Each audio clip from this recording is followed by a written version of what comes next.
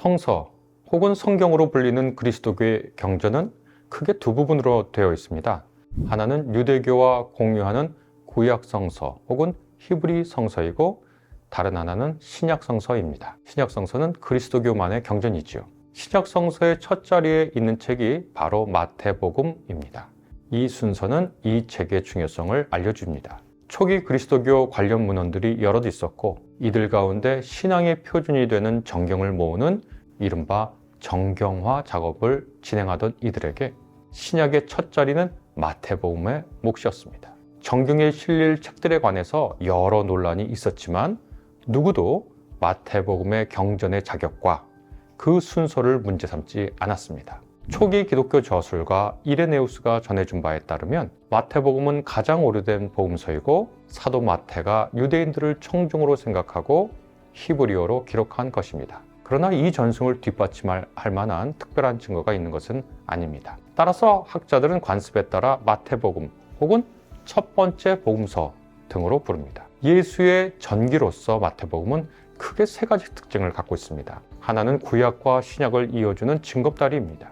마태복음은 구약의 여러 구절을 인용하여 예수 그리스도가 구약의 성취자임을 보여줍니다. 이런 특징 때문에 흔히 마태복음을 유대적 성격이 강한 복음서라고 합니다. 두 번째, 유대 전승에 따르면 모세가 창세기, 출애굽기, 레위기, 민수기, 신명기 등 이른바 모세 오경의 저자이며 자기 백성을 인도한 지도자였듯, 마태복음서가 말하는 예수는 5개의 긴 가르침, 산상수훈, 하늘나라 가르침, 비유, 공동체를 위한 가르침, 종말에 관한 가르침, 이 5가지의 긴 가르침을 전하면서 하나님의 사람들을 통치하는 통치자로 나온다고 얘기합니다.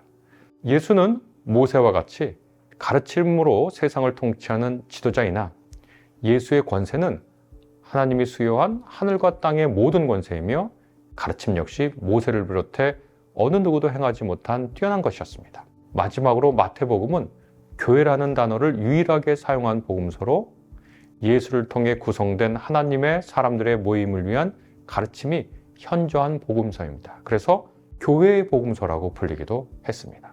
학자들은 마태복음이 약 80년에서 100년 사이 시리아 지역에서 기록된 것으로 추측합니다. 마태복음을 산출한 마태 공동체는 유유자적한 신앙가들처럼 고적한 골방이나 목가족 풀밭에서 하나님의 음성을 듣고 자족하는 데 그치지 않고, 구체적인 삶의 현장에서 하나님이 함께한다는 믿음, 곧 임마누엘의 신앙을 가지고 시대의 탁류 한가운데서 시대와 역동적인 관계를 맺었습니다. 마태복음이 기록되던 1세기 말, 팔레스타인을 포함한 이른바 그레코로만 세계는 더욱 공고화된 로마의 지배체제 아래 신음하였습니다. 유대-로마 전쟁이 끝난 지 그리 오래되지 않았고, 전쟁 이후 트라우마에서 완전히 벗어난 지역 유대인들은 없었을 것입니다. 그들에게는 군사적 폭력성, 착취적 경제체제, 곳곳에서 파괴되는 지역문화, 이에 따라 붕괴되는 사회와 가정과 개인이 늘 주변을 채우고 있었습니다. 동시에 시리아 지역 교회 주변에는 로마 지배의 정당성을 옹호하는 온갖 종류의 선전이 난무했습니다.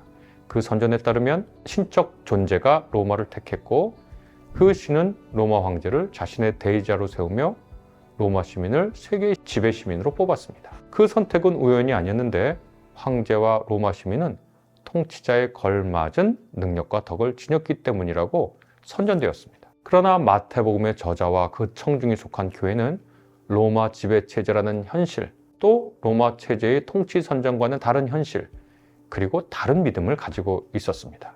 그것은 하늘나라라는 독특한 용어에 담겨 있습니다. 마태복음의 교회는 십자가에 달려 죽은 예수, 그러나 그 죽음을 이기고 부활한 예수에게서 새롭게 열린 세계를 보았습니다. 그 세계에서는 여전히 이스라엘의 야훼가 하늘과 땅의 주인으로 그를 신뢰하는 이들에게 아버지가 되어줍니다. 하늘나라를 선포하는 예수는 이스라엘 땅 곳곳을 밟고 돌아다니면서 죽음의 그늘진 땅을 정화하고 마침내 그 땅을 약속의 땅으로 되돌려 놓았다고 마태복음서는 기록합니다. 하늘과 땅을 다스리는 아버지 하나님과 아들 예수를 믿는 이들은 권세를 위임받아서 땅과 하늘 사이에 메고 푸는 권세를 행하고 있었다라고 마태복음서는 보여줍니다.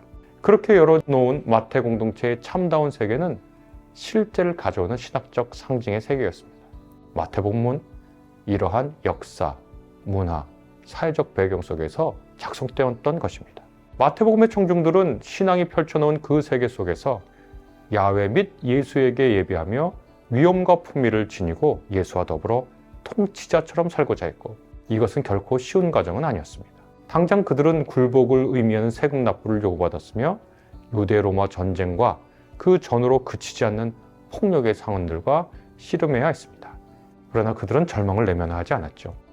또 단지 생존만을 목표로 하지 않았습니다. 그들은 자신에게 주어진 신학적 상징 세계를 중이 준 달란트로 알고 이것을 장사하여 갑절의 이익을 남기고자 했습니다.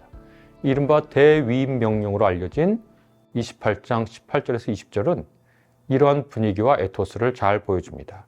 예수가 위임받은 권세는 하늘과 땅의 모든 권세이고 그 권세는 수여될 땅과 하늘 사이에 메고 푸는 권세로 제자들에게 수여됩니다.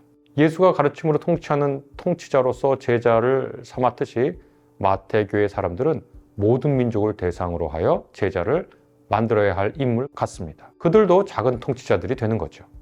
통치자들처럼 위엄과 학식과 윤리를 갖추어야 합니다. 세례자 요한이 주던 물 세례는 아버지와 아들과 성령의 세례로 한층 권위 있는 세례로 대체되었고, 이 세례를 통해 공동체에 소속됩니다.